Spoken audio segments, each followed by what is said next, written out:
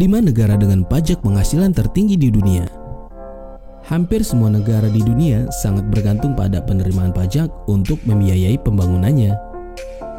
Beragam cara dilakukan untuk mengoptimalkan penerimaan negara, salah satunya dengan mengenakan pajak setinggi mungkin atas penghasilan warganya.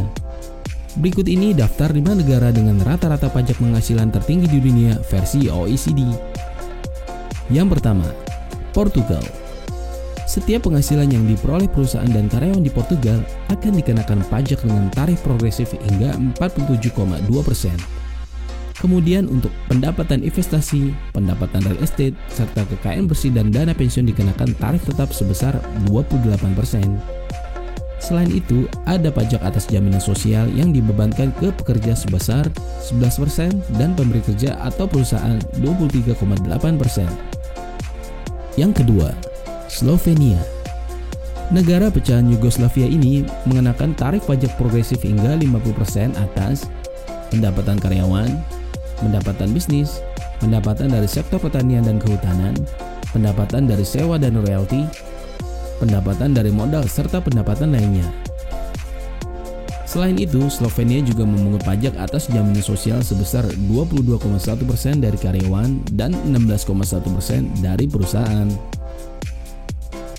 Yang ketiga, Belgia.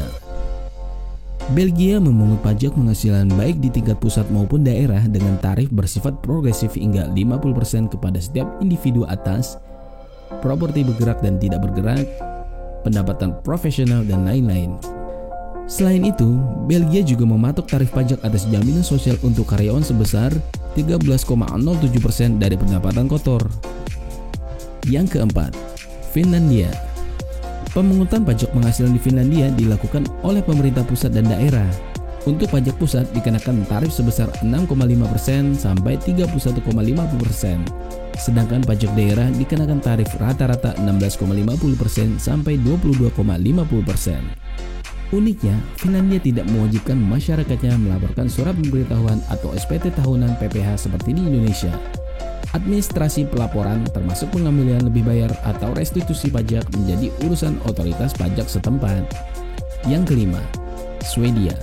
Tarif pajak penghasilan bagi orang pribadi maupun perusahaan di Swedia merupakan yang tertinggi dibandingkan negara lain.